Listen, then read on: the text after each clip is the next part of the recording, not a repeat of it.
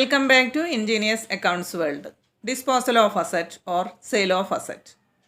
Disposal of asset can take place either at the end of the effective lifetime of the asset or during its lifetime due to obsolescence or for any other abnormal reasons. And disposal can be at its book value, or sometimes we can sell the asset at a price higher than the book value. Then we can say that the sale is at a profit. If we are selling the asset at a price higher than the book value, the sale is at a profit. Or sometimes sale can be at a price lower than the book value. Then the sale is at a loss. At the time of purchase, we have recorded the purchase of asset, and every year we are charging depreciation of asset also. Now we have to record the sale of asset. For recording the sale of asset, first we have to check whether we are charging depreciation directly to the asset account or whether any provision for depreciation account is in use.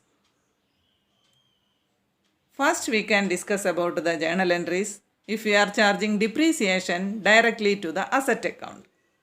In such cases, if we are selling the asset, what are the journal entries? There is no provision for depreciation account, or we are charging depreciation directly to the asset account, and now we are selling asset. First case, the sale of asset at book value. Here we have sold the asset at the book value itself. Then we have received some cash, so we can debit cash account, cash or bank account debtor. We have sold the asset, then asset decreased, so we can credit asset account to asset account. Then the journal entry, cash or bank account debited to asset account. Now the second case, sale at a profit. If we are selling the asset at a price higher than the book value. Here also we have received some cash, so we can debit the cash account or bank account for the amount received.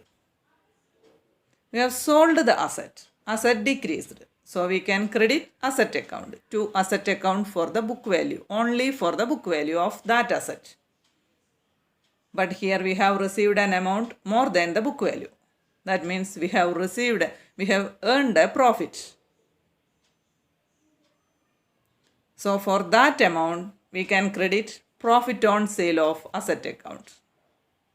If it is machinery, we can write profit on sale of machinery or profit on sale of furniture, like that. Here I am writing profit on sale only. For the profit earned. To profit on sale of asset account for the profit earned. Then the journal entry, cash account debited for the amount received to asset account for the book value to profit on sale of asset account for the profit earned. Now the third case, sale at a loss. If we are selling the asset at a price lower than the book value. Anyway, we have received cash. So we can debit cash account for the amount received. Only for the amount received. And asset sold. Asset decreased. So we have to credit asset account.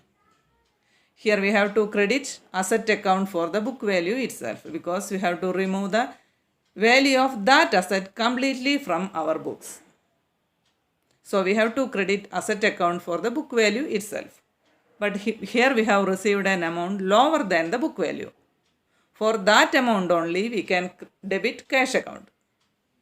That means here we have incurred a loss. So for that loss we can debit loss on sale of asset account. Then loss on sale of asset account debited for the loss on sale. Now we can credit the asset account for the book value. We have sold the asset and asset decreased, so we can credit asset account to asset account for the book value. Then journal entry, cash account debited for the amount received, loss on sale of asset account debited for the loss on sale to asset account for the book value. These are the entries when we are charging depreciation directly to the asset account.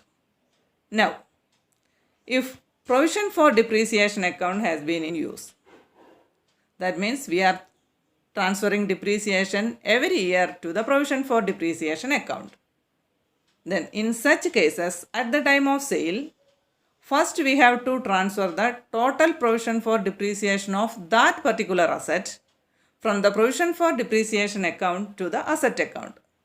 Only the total provision for depreciation of that particular asset. First we have to write that journal entry. We have to transfer the total provision for depreciation of that particular asset from the provision for depreciation account to the asset account. Then, provision for depreciation account have a credit balance. To transfer some amount from that account, we can debit the same account. Then, provision for depreciation account debited. 2. We are transferring that amount to the asset account. So, we can credit asset account. Then journal entry, provision for depreciation account debited to asset account. If provision for depreciation account has been in use, first we have to write this journal entry, and after that we have to record the sale of asset. Okay. If the sale is at a profit, first we have to write this journal entry, then cash account debtor to asset account to profit on sale of asset account. If it is at a loss, also first we have to write this journal entry and then cash account debtor, loss on sale of asset account debtor to asset account. If provision for depreciation account has been in use, first we have to transfer the total provision for depreciation of that particular asset from provision for depreciation account to the asset account. Then we have to record the journal entry for sale of asset. Okay. That's all for today. If you found this video helpful, please like, share, comment and subscribe my channel. Thanks for watching.